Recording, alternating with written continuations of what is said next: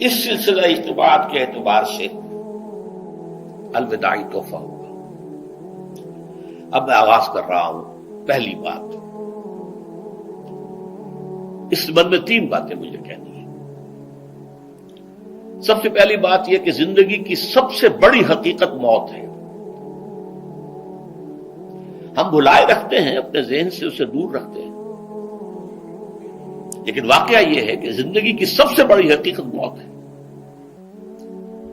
خدا کے منکر پیدا ہوئے ہیں، لیکن موت کا انکار کرنے والا تو کوئی پیدا نہیں ہوا۔ اس لیے میں نے آیت آپ کو سنائی، کل نفس ذائقۃ الموت، ہر ذی نفس کو موت کا مزہ چکھنا ہے، ہر جاندار کو موت کا مزہ چکھنا ہے۔ ثم الینا ترجعون، پھر ہماری طرف لوٹا دیے جاؤ۔ تو زندگی کی سب سے اہم حقیقت موت، اور موت کے بعد رجوع اللہ، آخرت، یہ سب سے بڑی حقیقت ہے۔ ایک حقیقت سب مانتے ہیں، سب جانتے ہیں، دوسری حقیقت کے اوپر پردہ پڑا ہوا ہے۔ میں نے اس اعتبار سے نوٹ کیا، یہ الفاظ قرآن میں 3 مرتبہ ہے، کل نفس ذائقۃ الموت، ہر جاندار کو موت کا مزہ چکھنا ہے۔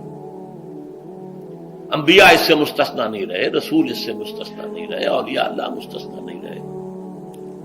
وقتی طور پر استثناء حضرت عیسیٰ کا ہے کہ ابھی وہ زندہ ہیں، لیکن عیسیٰ یاتی علیہ الموت، حضور نے فرمایا عیسیٰ پر بھی موت آئے گی، جب دوبارہ آئیں گے زمین پر اتریں گے، پھر اس کے بعد ان پر موت وارد ہوگی، ان کی نماز جنازہ پڑھی جائے گی، انہیں دفن کیا جائے گا حضور کے پہلو میں، شادی بھی کریں گے، اولاد بھی ہوگی۔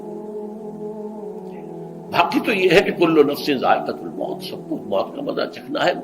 عیسیٰ بھی بالآخر اس سے مستثنا نہیں رہیں گے، بلکہ قرآن میں ایک جگہ کہا گیا ہے افإن مت فهم الخالدون، کیا ہے نبی، اگر آپ کا انتقال ہو گیا تو یہ کیا ہمیشہ رہیں گے؟ کون ہے دنیا میں جو ہمیشہ رہے؟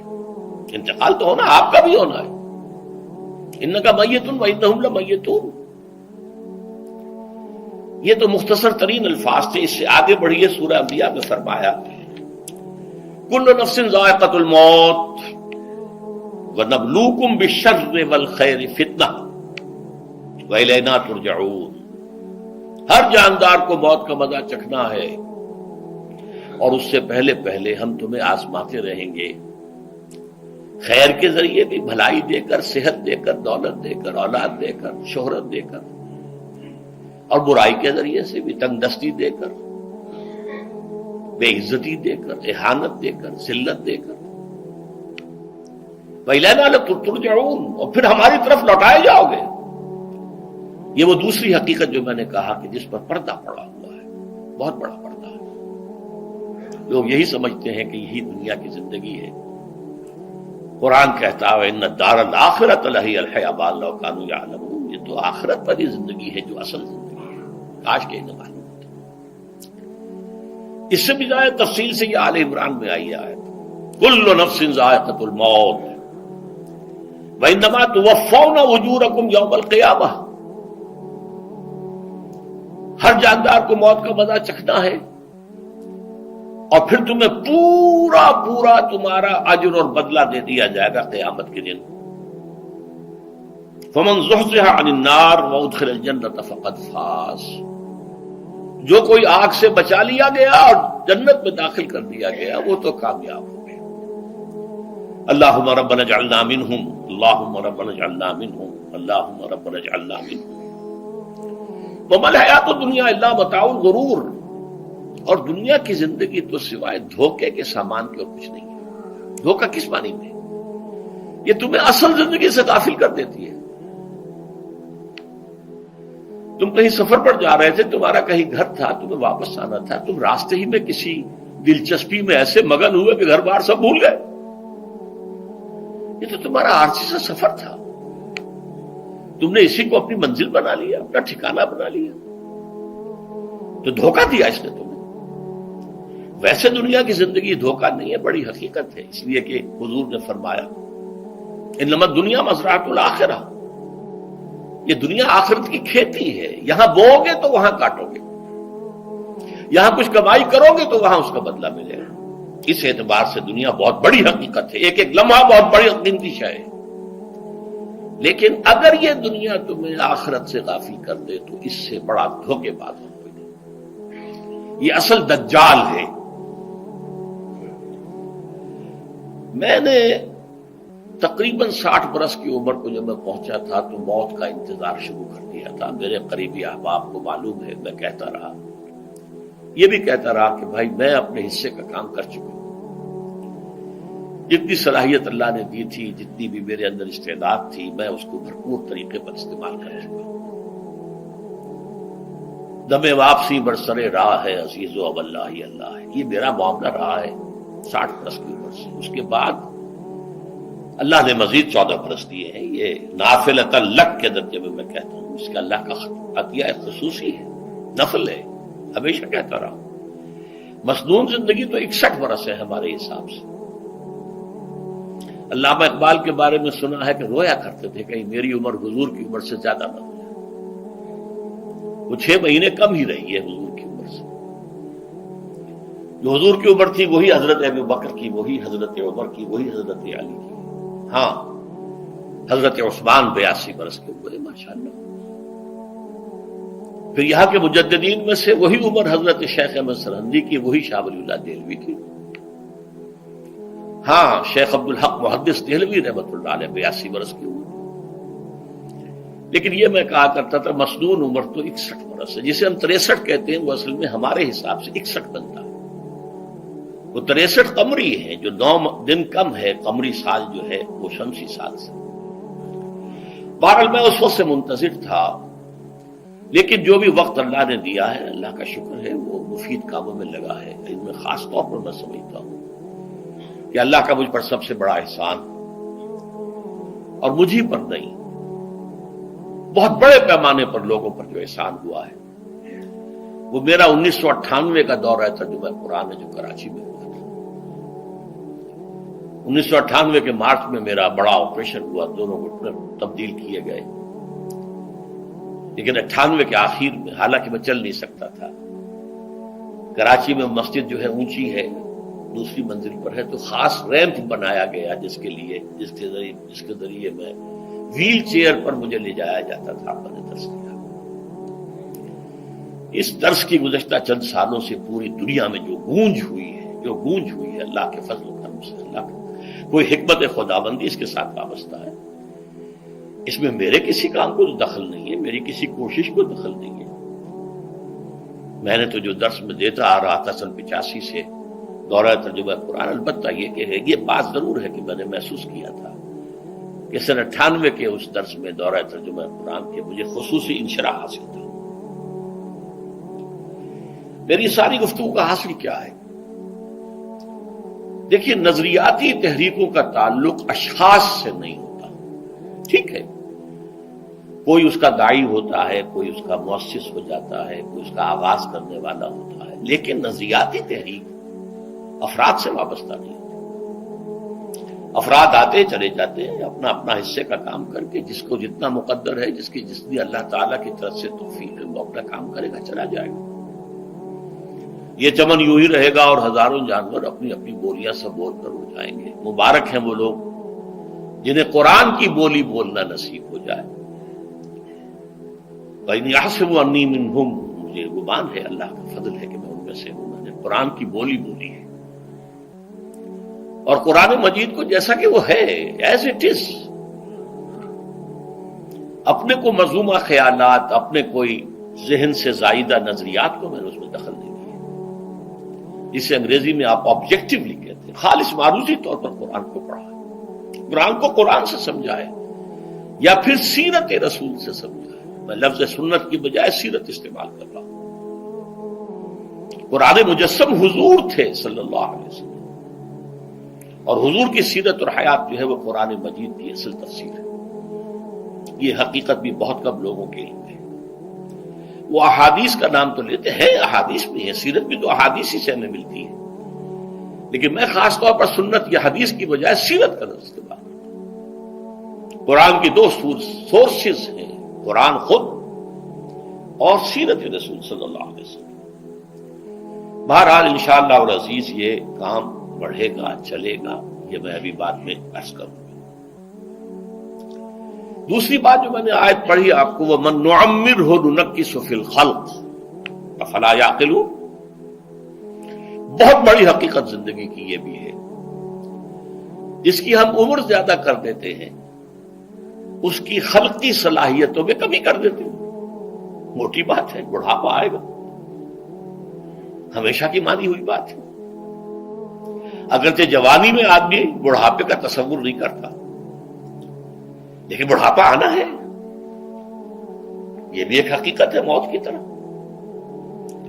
غالب نے کہا تھا مزمحل ہو گئے قوائے غالب، اب عناصر میں اعتدال کہاں۔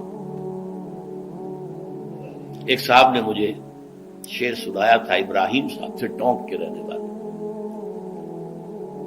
ذوف پیری بڑھ گیا، جوش جوانی گھٹ گیا، اب عصا بنوائیے نخلے تمنا کاٹ کر۔ یہ تمنائیں جو ہیں طول العمر، انہیں کاٹو، اب گئی جوانی، امنگوں والا دور گیا، اور یہ جو تمناؤں کا پودا ہے اس میں سے لکڑی لے کر عصائے پیری بنوا لیجیے، اب بڑھاپے کے لیے ایک عصا درکار ہے۔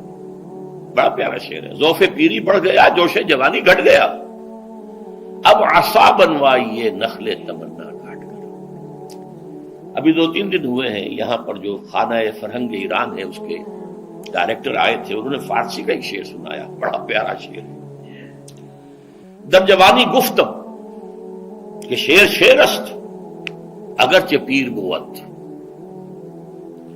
جوانی میں میں یہ کہا کرتا تھا کہ شعر تو شعر ہی ہوتا ہے، چاہے بوڑھا ہو جائے، بوڑھے ہونے سے اس میں کیا فرق واقع ہو جائے، شعر شعر است گرچہ پیر بود۔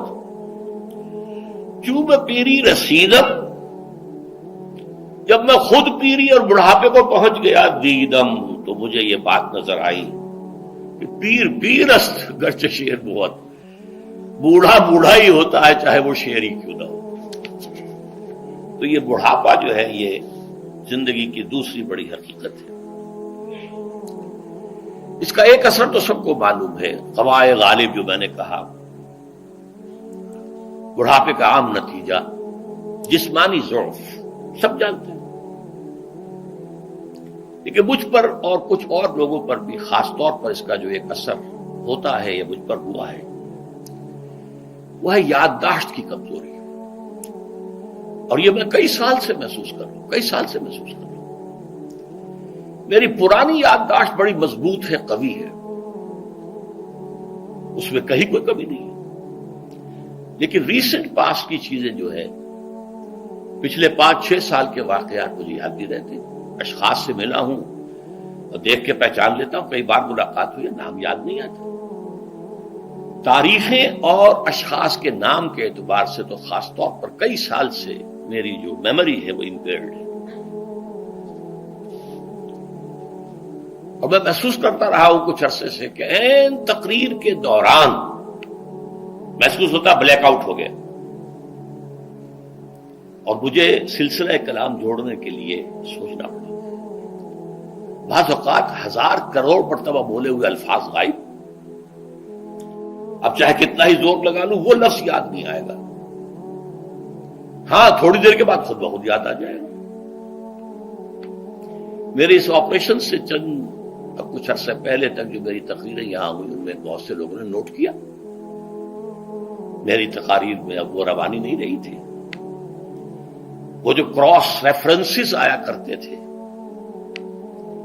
جس کی بنا پر ایک مولانا عبد الکریم باریک صاحب تھے ناگپور کے، انڈیا کے، مولانا علی میاں کے وہ خلفاء میں سے، انہوں نے تفسیر بھی لکھی ہے قرآن کی، وہ ایک مرتبہ لاہور آئے تھے تو مجھ سے بھی ملاقات ہوئی، میرا درس بھی سنا، پھر یہاں وہ ایک دینی ادارے میں گئے، وہاں میرے خلاف باتیں ہو رہی تھی، تو انہوں نے کہا بھائی اس شخص کی کیا بات کرتے ہو، اس کے سامنے تو معلوم ہوتا ہے کہ قرآن کھلا ہوا ہے، جہاں سے چاہے لے لے،